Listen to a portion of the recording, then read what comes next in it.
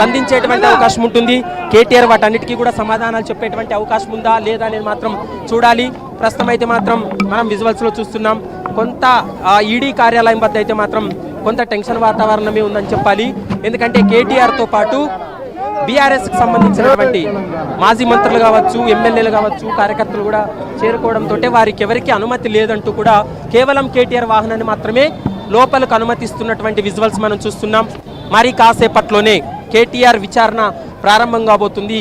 ED విచారణలో ఎలాంటి అంశాలు వెలుగులోకి వస్తాయి, కేటీఆర్ ఈడీ విచారణకు సహకరిస్తారా లేదా అనేది మాత్రం చూడాల్సినటువంటి అవసరం ఉంటుంది. ప్రస్తుతం మనం చూస్తున్నాం కేటీఆర్ వాహనాన్ని లోపలికి అనుమతిస్తున్నటువంటి పరిస్థితి కనపడుతుంది.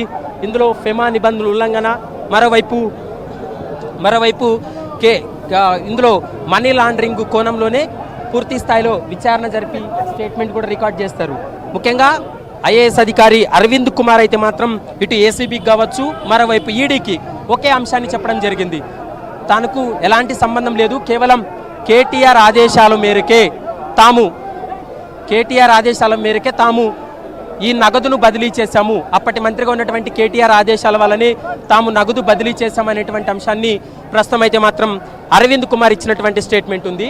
కాబట్టి అరవింద్ కుమార్ స్టేట్మెంట్ ఆధారంగా చేసుకొని ప్రస్తుతం ఈడీ అధికారులు కూడా క్వశ్చన్ చేసేటువంటి అవకాశం అయితే కనపడుతుంది. ప్రస్తుతం ఈడీ అధికారులు అయితే మాత్రం మనం చూస్తున్నాం, ఈడీ అధికారులు అయితే మాత్రం ముగ్గురు అధికారులు ఈరోజు కేటీఆర్ను కూడా క్వశ్చన్ చేసేటువంటి అవకాశం అయితే కనపడుతుంది.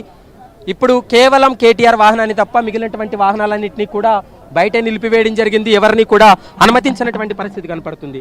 ప్రస్తుతం ఈ వ్యవహారానికి సంబంధించి ఇప్పటి వరకు ఏసీబీ సేకరించినటువంటి కొన్ని ఆధారాలను, మరోవైపు కొన్ని డాక్యుమెంట్లను సైతం ఇప్పటికే ఈడీ అధికారులు కూడా ఇవ్వడం జరిగింది.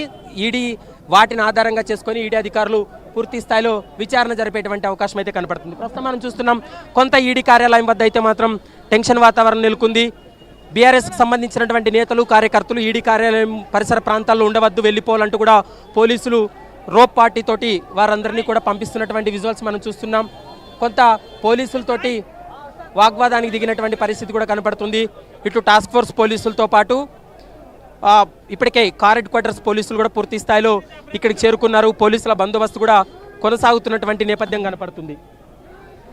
ప్రస్తుతం మనం చూస్తున్నాం మొత్తం అసెంబ్లీ నుండి ఇంకా బలమైనటువంటి ఒక నాయకుడిగా ఈడీ అడిగినా, ఏసీబీ అడిగినా సహాయ సహకారాలు అందిస్తాం, కోఆపరేట్ చేస్తాం. బట్ ప్రజల పక్షాన మాత్రం ప్రభుత్వాన్ని ఎట్టి పరిస్థితుల్లో ఎండగడతాం.